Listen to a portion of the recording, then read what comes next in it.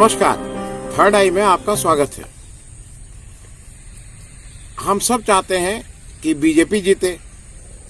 हम सब चाहते हैं कि अगली सरकार बीजेपी की बने और हम सब ये भी चाहते हैं कि देश का अगला प्रधानमंत्री नरेंद्र मोदी हो। ये तो बहुत साधारण बात है जो हिंदुस्तान का कोई भी बीजेपी कार्यकर्ता इस बात को कह रहा है, दोहरा रहा है। लेकिन यही बात गवर्नर के द्वारा कही गई।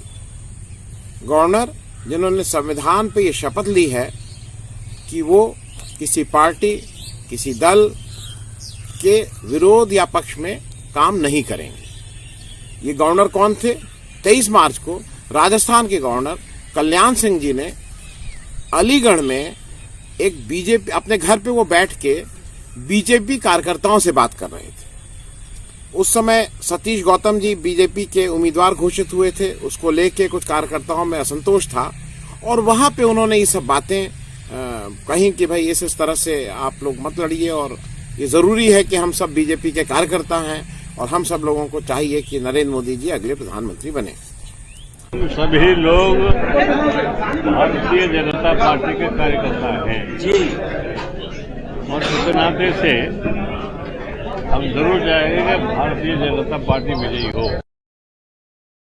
हम चाहेंगे कि एक बार फिर से केंद्र में मोदी जी ही प्रधानमंत्री बने। मोदी जी का प्रधानमंत्री बनना ये देश के लिए आवश्यक है। अशोक गहलोत जो मुख्यमंत्री हैं राजस्थान में, उन्होंने इसकी शिकायत इलेक्शन कमीशन में की। अब इलेक्शन कमीशन के लिए बहुत मुश्किल चीज है कि वो क्या करे। उन्होंने इस पे एक रिपोर्ट मांगी। रिपोर्ट में ये सिद्ध हुआ कि कल्याण सिंह जी ने गवर्नर रहते हुए इस तरह का बयान दिया है। अब इलेक्शन कमीशन के पास तो ये पावर है नहीं क्योंकि ये प्रेसिडेंट अपॉइंटी है। तो इनको राष्ट्रपति को ये रिकमेंड किया है इलेक्शन कमीशन ने कि भाई आप इस पे जो भी न्यायोचित वो आप इस पे कार्य करिए। अच्छा, अब चक्कर क्या है कि कल्याण सिंह जी के बेटे राजवीर सिंह, कल्याण सिंह जी के नाती संदीप सिंह, वो कोई एमपी है, कोई मंत्री है, सब तो लोग फिट हैं। कल्याण सिंह जी का जब उत्तर प्रदेश के मुख्यमंत्री थे तो उनका बहुत मान और आदर था। वो ऐसे मुख्यमंत्री माने गए जिनको जो गुंडागर्दी को नहीं बर्दाश्त करते थे। उनकी इमेज बहुत साफ थी। लेकिन कुछ एक जो नेता हो गए हैं, कुछ एक महिला नेता थी, उनसे उनके संबंध को लेके कुछ लोग बात करते थे, लेकिन उनकी इमेज बहुत क्लीन थी। अब क्या हो गया है कि उनका बीच में वो बीजेपी से गुस्से होकर बाहर चले गए, फिर मुलायम सिंह के साथ रहे, फिर अपनी पार्टी बनाए, इलेक्शन में बुरी तरह से मतलब उनकी पार्टी बुरी तरह से हारी, फिर वापस बीजेपी में आए और उनको मार्गदर्शक मंडल की तरह उनको भी रिटायरमेंट प्लान के तहत उनको राजस्थान का गवर्नर बना दिया गया। अब क्या है कि इसमें तो स्वयं कल्याण सिंह जी को कुछ ना कुछ इस्तीफा दे देना चाहिए, क्योंकि इस तरह की बात एक बार 93 में एक गुलशेर अहमद थे। गुलशेर अहमद साहब मध्य प्रदेश विधानसभा के स्पीकर रह चुके थे और उसके बाद गुलशेर अहमद साहब सतना से एमपी हुए और 93 में ये हिमाचल प्रदेश के गवर्नर बन गए थे। जब ये गवर्नर थे उसी दौरान इनका लड़का विधानसभा का इलेक्शन लड़ रहा था और उसमें ये कहीं एक फोटो में कैप्चर कर लिए गए थे जहां उसके प्रचार के दौरान ये पाए गए थे। और इस चीज की जब कंप्लेन हुई तो उन्होंने इस पे कोई और एक्शन होने से पहले ही स्वतः इस्तीफा दे दिया था। लेकिन ये तो पार्टी विद डिफरेंस के गवर्नर हैं, इनको लगता है कि इस्तीफा मैं क्यों दूं। और प्रेसिडेंट कोविंद जी हैं। एक जमाने में जब कल्याण सिंह मुख्यमंत्री थे तो कोविंद जी बीजेपी के मतलब बहुत साधारण से कार्यकर्ता थे। अब आज वो देश के राष्ट्रपति हैं, तो इसमें क्या होता है ये तो आने वाला समय बताएगा। लेकिन ये है क्या, क्यों होना है? देखिए, आर्टिकल 324 जो है कॉन्स्टिट्यूशन का, वो उससे वहां से इलेक्शन कमीशन अपनी पावर ड्रॉ करता है। और वो क्या इलेक्शन के दौरान क्या होता है? इलेक्शन के दौरान इलेक्शन कमीशन सेंट्रल और स्टेट गवर्नमेंट के जो कार्यकलाप है उसको मॉनिटर करता है और खास करके जो ये नेशनल पार्टीज है या कोई भी पार्टी हो और कैंडिडेट हो, उसके ऊपर भी, उसके कार्यकलापों पे भी पे ध्यान रखता है और उसको नियंत्रित करता है। तो ये मॉडल कोड ऑफ कंडक्ट आचार संहिता का वैसे तो सरासर उल्लंघन है, क्योंकि इलेक्शन कमीशन ने खुद माना है इस बात को। लेकिन देखिए, जब जिसको बोलते हैं कि जब सैया भय कोतवाल तो डर काहे का, इसमें कल्याण सिंह जी इस्तीफा देते हैं या उनको हटाया जाता है या कोई दांव पेच लगा के माना जाता है कि साहब वो इसमें उन्होंने ऐसा कुछ नहीं किया, इनको हटाया जाए। क्योंकि इसमें क्या हुआ है, अभी पिछले 2-4 वर्षों में देश में एक अजीब तरह की राजनीति चलने लगी है। आप लोगों ने 6 महीने में ये ध्यान दिया होगा कि मोदी जी बेधड़क होके कमल का फूल लगा के सारे इलेक्शन कैंपेन में सारे सरकारी कार्यक्रमों में जाते हैं। वो सरकारी कार्यक्रम जिसका पैसा कोई सरकार दे रही है और सरकार किसी एक पार्टी विशेष की नहीं है, लेकिन वो कमल का चुनाव चिन्ह लगा के सब जगह जाते हैं। उन्होंने आचार संहिता लगने के बाद उन्होंने मैं हूं चौकीदार के ऊपर एक पूरा कार्यक्रम किया। वो उन्होंने बहुत सी चीजें ऐसी की हैं जिसपे कुछ लोगों ने संज्ञान लिया है, लेकिन करें क्या। अब उसकी टेक्निकलिटी बता दें। उसकी टेक्निकलिटी यह है कि बहुत ही सटल ढंग से प्राइम मिनिस्टर कार्यालय ने 7 अक्टूबर 2014 में एक इलेक्शन कमीशन को एक पत्र लिखा। हम 2014 की बात कर रहे हैं, जिस समय मध्य प्रदेश का इलेक्शन चल रहा था। उन्होंने उसमें लिखा कि भाई प्रधानमंत्री जी एक सरकारी दौरे पे, मतलब इलेक्शन के लिए आ रहे हैं मध्य प्रदेश, उसके बाद एक सरकारी दौरे पे उनको महाराष्ट्र जाना है और सीधे चले जाएं, और इसको आप इलेक्शन का मॉडल कोड ऑफ कंडक्ट का वायलेशन ना मानिए और इसमें प्रधानमंत्री को एग्जेम्प्ट कर दीजिए मॉडल कोड ऑफ कंडक्ट से। अब जरा इलेक्शन कमीशन की करतूत सुन लीजिए, मतलब इस पे कोई क्या बोले। आज की तारीख में ये उसमें इंस्ट्रक्शन सीरियल नंबर 88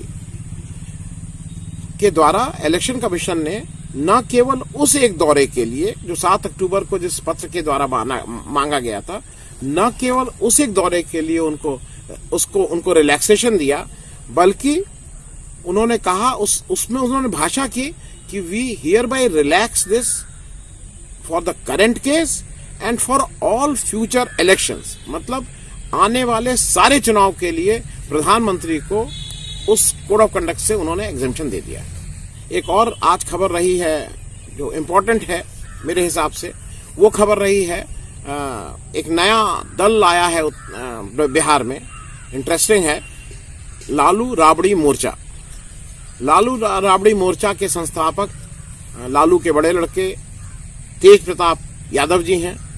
ये वही तेज प्रताप यादव जी हैं जो 12वीं पास 2010 में उन्होंने 12वीं पास की और उसके बाद वो आरजेडी के छात्र विंग के, मतलब स्टूडेंट विंग के अध्यक्ष हो गए।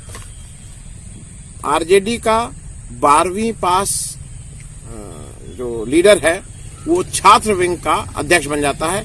बाकी मुझे कहने की इसमें कोई जरूरत नहीं।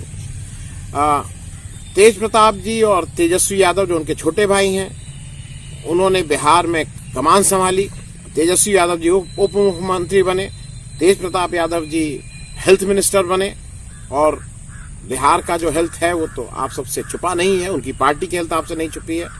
उन्होंने चंद्रिका राय एक सीनियर लीडर हैं बिहार के, उनकी लड़की ऐश्वर्या राय जी से शादी की और शादी के बाद कुछ अनबन हुई और ऐसा माना जाता है कि उन लोग शायद अब कभी कहीं आता है कि डिवोर्स एप्लीकेशन फाइल हुई, क्यों कहता है साथ रहते हैं या नहीं रहते हैं। लेकिन अभी हाल के दिनों में क्योंकि तेजस्वी यादव जी बिहार में जो ऑपोजिशन विपक्ष का गठबंधन बन रहा है उसकी धुरी है और सारे देश में ऐसा माना गया कि शायद लालू जी ने जो जगह खाली हुई है, क्योंकि लालू जी जेल में, मतलब उनको सजा हो गई तो जेल में है, उस जगह को शायद तेजस्वी भर रहे हैं। लेकिन एक तरफ तो तेज प्रताप कहते हैं कि तेजस्वी का मैं कृष्ण हूं और वो मेरे अर्जुन हैं, दूसरी तरफ उसी भाई के अच्छे चलते हुए रथ पे, मतलब उसको पंचर, रथ को पंचर तो नहीं हो सकता, रथ में कुछ ना कुछ रोड़ा अटकाने के लिए वो इस तरह का उन्होंने एक मंच बना लिया और ये भी अनाउंस किया है कि हम 20 सीटें पूरे बिहार में लड़ेंगे। अच्छा, वो गुस्सा क्यों हुए हैं? वो गुस्सा इसलिए हुए हैं कि उनके जो ससुर हैं चंद्रिका राय जी, अब हैं या थे, उनको सारण से टिकट दे दिया गया है। सारण ये वही जगह है जहां से लालू यादव 4 बार एमपी जीते हैं। ये बात मतलब इस पे तेज प्रताप जी बहुत गुस्सा है। उसके बाद मुख्य बात यह हुई थी कि तेज प्रताप जी अपने समर्थकों के लिए, अपने लिए, जिसके लिए भी 2 सीट चाहते थे, जहानाबाद और सीहोर की। तेजस्वी एक बड़े काम में लगे हुए हैं। उनको लगता है कि बिहार में अगर गठबंधन हो गया तो वो मोदी को रोकने में कामयाब रहेंगे। लेकिन तेज प्रताप जी को इन सबसे क्या मतलब है? उनको लगता है कि नहीं, मुझे मेरे ससुर को क्यों टिकट दिया गया, और उन्होंने अनाउंस भी कर दिया कि मैं अपने ससुर के खिलाफ सारण से इलेक्शन लड़ूंगा।